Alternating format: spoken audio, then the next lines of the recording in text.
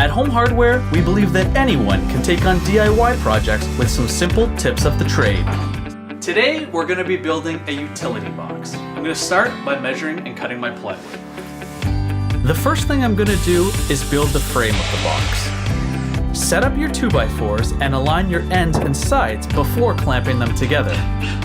Use wood screws to complete the assembly. Then place your whole frame on top of your base. The center support and L brackets are key.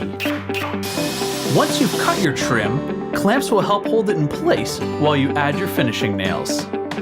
Use latex caulking to seal any large holes. And while you're waiting for it to dry, stain your lid.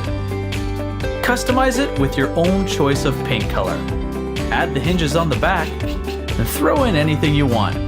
You've got yourself a beautiful utility box.